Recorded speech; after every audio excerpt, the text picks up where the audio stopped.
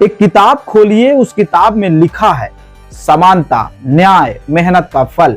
अब किताब बंद कीजिए और जरा सोचिए कि आज का सोशल मीडिया हर तरफ एक ही शोर मचा रहा है, UGC net, UGC net, UGC net. कोई कह रहा है कि हमारे साथ भेदभाव हो रहा है, तो कोई ये भी कह रहा है कि यह सब जाति की लड़ाई, और कोई बिना पूरी जानकारी के वीडियो बनाकर बस आग में घी डालने का काम कर रहा है। लेकिन सवाल यह है कि यूजीसी नेट का असली विरोध आखिर क्यों और कौन कर रहा है? दर्द किसे हो रहा है? और क्या वाकई यह लड़ाई योग्यता या पहचान की है? आज की इस वीडियो में ना अफवाह होगा, ना आधी अधूरी बातें होंगी, सिर्फ वही बातें होंगी जो जरूरी होंगी। यूजीसी नेट क्या है और मामला गर्म कैसे हुआ है? यूजीसी नेट कोई छोटा एग्जाम नहीं है। यह परीक्षा तय करती है कि कौन देश का प्रोफेसर बनेगा, कौन रिसर्च करेगा और कौन यूनिवर्सिटी में पढ़ाने के काबिल माना जाएगा। लाखों युवा सालों साल मेहनत करते हैं, घर परिवार की उम्मीद उठाए रहते हैं, तब जाकर इस परीक्षा में बैठते हैं। लेकिन पिछले कुछ समय से यूजीसी नेट को लेकर सवाल खड़े हो रहे हैं। कभी परीक्षा रद्द हो जाती है, तो कभी परीक्षा में पेपर लीक होने की बात सामने आती है, और फिर नीति और नियमों को लेकर सीधा विरोध होता है। सोशल मीडिया आज एक ऐसा प्लेटफॉर्म है जहां पर हर कोई जुड़ा है, और सोशल मीडिया पर वीडियो बन रहे हैं कि कोई कह रहा है ये नियम एक वर्ग के खिलाफ है, कोई ये भी कह रहा है कि जो लोग विरोध कर रहे हैं उन्हें बराबरी से डर लगता है। लेकिन सच्चाई इतनी सीधी नहीं है। असल विवाद कहां शुरू हुआ? मामला तब गर्म हुआ जब यूजीसी की तरफ से हायर एजुकेशन में इक्वलिटी से जुड़े नए नियम सामने आए हैं। सरकार और यूजीसी का कहना है कि ये नियम इसलिए है ताकि किसी छात्र के साथ जाति, वर्ग, पहचान के आधार पर भेदभाव ना हो सके। कागज पर बात बिल्कुल सही लगती है, लेकिन सवाल तब उठता है जब नियम जमीन पर उतरते हैं। कई छात्रों और शिक्षकों का कहना है कि नियमों की भाषा साफ नहीं है, यानी कि कुछ लोग नियम समझ नहीं पा रहे हैं।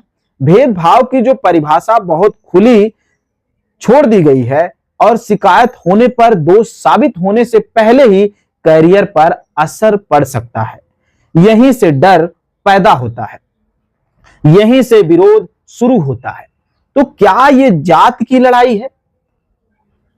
यहां जरा रुक कर सोचिए। अगर कोई कहता है कि हमें नियम से डर लगता है या हमें नियम से डर लग रहा है, तो क्या वह अपने आप किसी जाति का दुश्मन बन जाता है? और अगर कोई ये कहता है कि हमें बराबरी चाहिए, तो क्या ये गलत है? असल दिक्कत यहां है, संवाद की जगह आरोप आ गए हैं। कुछ लोग सीधे कह रहे हैं कि जो विरोध कर रहा है उसे आरक्षण से दिक्कत है, और दूसरी तरफ जवाब आता है कि हमें आरक्षण से नहीं बल्कि गलत सिस्टम से दिक्कत है। लेकिन सोशल मीडिया पर इस तरह के जो बहस सामने आ रहे हैं, समझाने के बजाय लोग भड़काने का काम कर रहे हैं। यूजीसी नेट में भेदभाव की बात क्यों उठ रही है?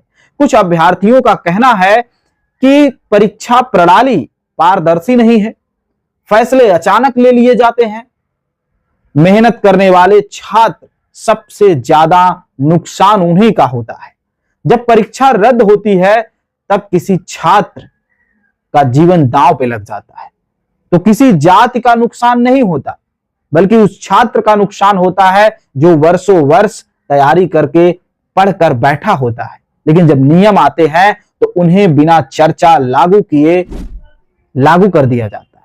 तो डर पैदा होता है। डर ये नहीं कि किसी को हक मिलेगा, डर ये है कि कहीं बिना गलती के सजा ना मिल जाए। यह लड़ाई किसकी है और किसकी नहीं है? यह लड़ाई ना एससी बनाम जनरल की है, ना ओबीसी बनाम कोई और की। यह लड़ाई अस्पष्ट नियम अस्पष्ट सिस्टम की है। यह लड़ाई मेहनत करने वाले उन छात्र बनाम अनिश्चित भविष्य की है। लेकिन सोशल मीडिया पर इसे ऐसे दिखाया जा रहा है जैसे देश को दो हिस्से में बांटने का काम किया जा रहा हो, या देश दो हिस्से में बंट गया हो। और यही सबसे खतरनाक बात है कि असली सवाल दर्द किसे हो रहा है। अब आखिर में मैं आपसे एक सीधा सवाल पूछता हूं, दर्द किसे हो रहा है? क्या उस छात्र को जिसने सालों पढ़ाई की है और आज भी अनिश्चितता के उस दंश में फंसा हुआ है, या फिर क्या किसी खास जाति या धर्म को जो बराबरी मिलने से कुछ प्रतिशत लोगों को दर्द हो रहा है? या फिर सच्चाई यह है कि दर्द सिस्टम की है, खामियों से हो रहा है, लेकिन लड़ाई पहचान पर लड़ी जा रही है। आज जरूरत है इस बात की कि हम सवाल पूछें लेकिन बिना नफरत के, आलोचना करें लेकिन बिना झूठ के, क्योंकि अगर शिक्षा भी विभाजन का मैदान बन गई तो फिर भविष्य किसका बचेगा? आप बताइए, यूजीसी नेट में असली समस्या क्या है? नियम, सिस्टम या फिर हमारी सोच का? कमेंट में लिखिए। बहस होनी चाहिए लेकिन समझ के साथ। आज की वीडियो में इतना ही। हमारा प्रयास आपको कैसा लगा? और हां, आर्थिक सहयोग के लिए, अपनी आवाज को बुलंद करने के लिए दिए हुए फोन पे, गूगल पे नंबर पर आर्थिक सहयोग जरूर करें। दीजिए अपने दोस्त भीमा चित्रा को इजाजत। नमस्कार।